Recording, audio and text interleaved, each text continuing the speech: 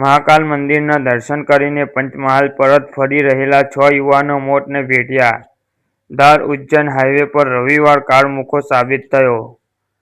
પંચકસા ગામ નજીક રોંગ સાઈડથી આવી રહેલી ટ્રક સાથે ઇકો કારની ભયંકર ટક્કર.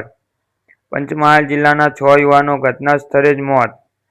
અકસ્માતમાં એક યુવકના ગંભીર રીતે ઇજાગ્રસ્ત, સારવાર માટે હોસ્પિટલ ખસેડાયો. રોંગ સાઈડથી આવતી ટ્રક સાથે કારની ભયંકર ટક્કર. પ્રાપ્ત માહિતી મુજબ ધારા ઉજ્જૈન ફોરેન હાઈવે પર રવિવારના રોજ બપોરે આશરે 1 વાગ્યાના અરસામાં પંચકસવા ગામ નજીક આ અકસ્માત સર્જાયો. પંચમહાલ જિલ્લાના ગોધરા અને શહેરા તાલુકાના 7 યુવાનો ઇકો કારમાં ઉજ્જૈન ખાતે મહાકાલ મંદિર દર્શન કરવા ગયા હતા. દર્શન કરીને પરત ફરતી વખતે રોંગ સાઈડમાં પૂર ઝડપે આવી રહેલા લોખંડના સામાનથી ભરેલી ટ્રક સાથે તેમની કાર અથડાઈ હતી. ટક્કર એટલી ભયંકર હતી કે ઇકો કાર કચુંબર બોલી ગઈ હતી. કારમાં સવાર 6 યુવાનો ઘટના સ્થળે જ મોત થયા હતા, જ્યારે એક યુવક ગંભીર રીતે ઇજાગ્રસ્ત થયો હતો.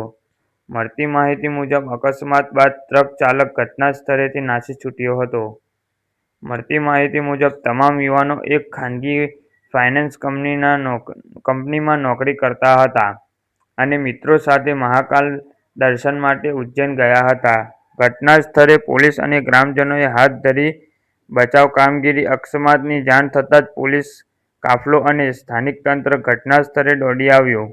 સ્થાનિક ગ્રામજનો અને પોલીસે ભારે પ્રયાસ બાદ કારનો કાચ તોડી મૃતકોને મૃતદેહ બહાર કાઢ્યા.